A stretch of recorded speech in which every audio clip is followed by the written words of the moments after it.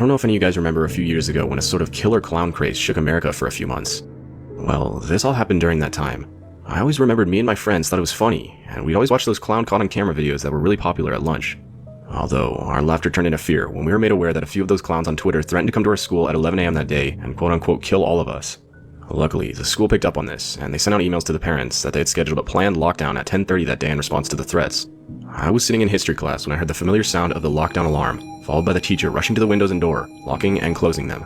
Even though initially the threat freaked me out, I wasn't worried at this point. I reasoned that it was most likely just another blank threat online, and that nothing would happen. After about 40 minutes of silence, sitting on the cold floor in the corner of the room, the emergency green flashing light turned off, then followed by the air conditioning slowly falling silent, and then the hallway lights switched off. The school had cut the power, but why though? At this point, me and my classmates were staring at each other. We all knew that something real was going on, as the school never cut off the power unless something serious was happening. After 10 minutes or so, we could all hear a faint banging noise from down the corridor, shortly followed by heavy and fast footsteps. Someone was running down the hallway. They started banging on the lockers and screaming. At this point, a few girls started quietly crying. Just then, the most terrifying thing ever happened. One of the men, dressed as a clown, ran up to the class door, banging and screaming. Multiple people were crying now, and one of my friends whispered to me in complete seriousness, saying we were all gonna die.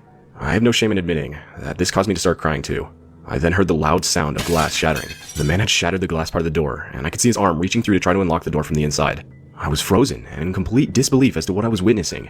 But luckily, my teacher reacted quickly, grabbing a piece of shattered glass from the ground and stabbing the man's arm before he could unlock the door. He instantly grabbed his arm back, and you could hear his screams of pain. He then quickly stepped away from the door, and his screams slowly faded down the corridor.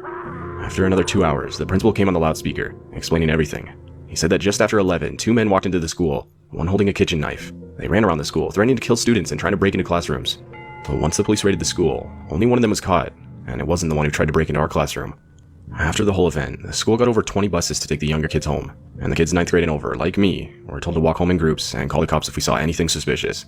I had a hard week at school after that experience. I was always thinking that the men would return, this time with a gun or something, but nothing happened.